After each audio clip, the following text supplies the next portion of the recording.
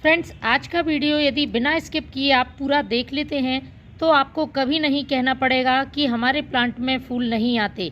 चाहे गुलाब हो, गुड़हल हो, अपराजिता, मोगरा, सभी के लिए बेहद ही खास होने वाला है ये वीडियो, क्योंकि मैं इसमें कुछ महत्वपूर्ण जानकारी के साथ साथ एक विशेष फर्टिलाइज़र बताने वाली हूँ जिसका उपयोग आपको अपने फूलों वाले पौधों पर अवश्य ही करना है। गर्मियाँ आने से पहले आप इस फर्टिलाइज़र का यूज़ यदि अपने पौधों पर करते हैं तो पूरी गर्मियों आपके प्लांट हरे भरे रहेंगे और फूलों से लदे रहेंगे। तो पूरे वीडियो में मेरे साथ जुड़े रहें अंत तक।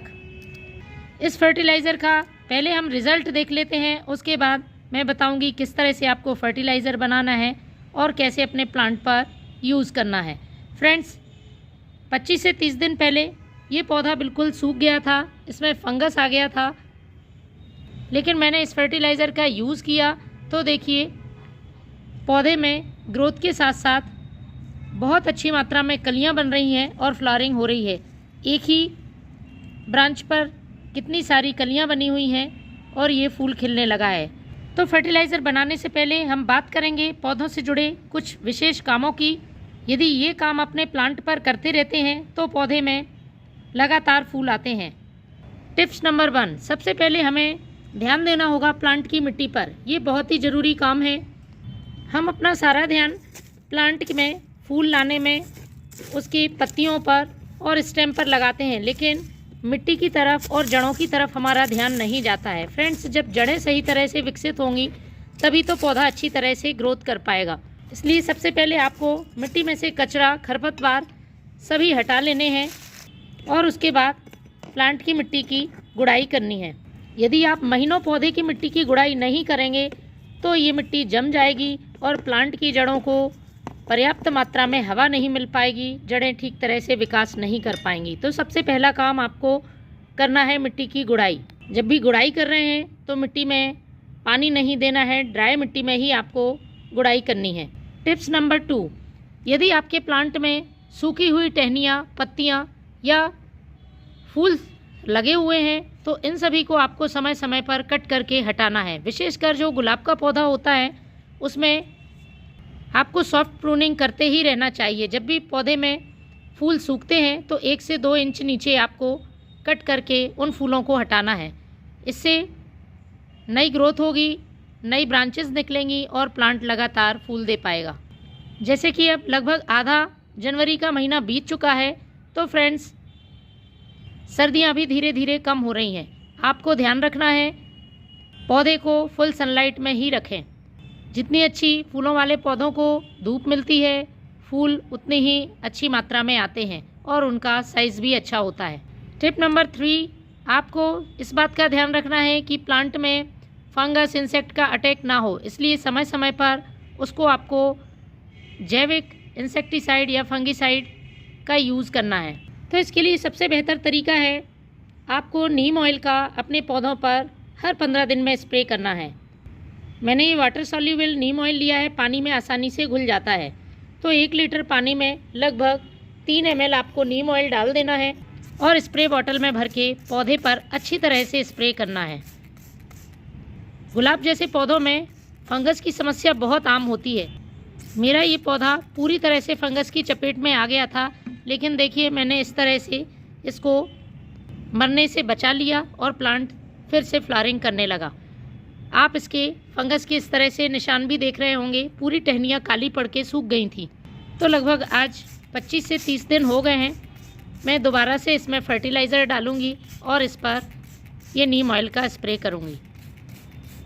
नीम ऑयल स्प्रे करने से प्लांट की कलियों में लगने वाले एफिड्स भी ख़त्म होते हैं। गुलाब जैसे पौधों में कलियों में काले कीड़े, एफिड्स लग जाते हैं जो कि कलियों का रस चूसते रहते हैं और कलियां पूरी तरह से नहीं खिल पाती हैं या फूल बनने से पहले ही गिर जाती हैं। टिप्स नंबर 4, आपको अपने प्लांट में वाटरिंग का बहुत ज़्यादा ध्यान रखना है। 1 से 2 इंच नीचे तक मिट्टी सूख जाए तभी आपको पानी देना है। लगातार वाटरिंग नहीं करनी है। ओवर वाटरिंग से भी प्लांट में पत्तियाँ पीली पड़ जाती हैं और पौधे की ग्रोथ रुक जाती है। तो हमेशा मिट्टी को चेक करके ही आपको पानी देना है। अब बात करेंगे प्लांट को फर्टिलाइज करने की। तो प्लांट्स को समय समय पर हमें पोषक तत्व देने ज़रूरी होते हैं, क्योंकि लिमिटेड सॉइल में छोटे गमलों में हम पौधे लगाए होते हैं। तो इसके लिए आपको नाइट्रोजन, पोटेशियम, फॉस्फोरस के साथ साथ कई माइक्रोन्यूट्रिएंट से भरपूर फर्टिलाइज़र देना होगा। साथ में कुछ ऐसी चीज़ों का इस्तेमाल करना होगा जो कि प्लांट की मिट्टी को उपजाऊ बनाए और उसके पीएच को बैलेंस करें।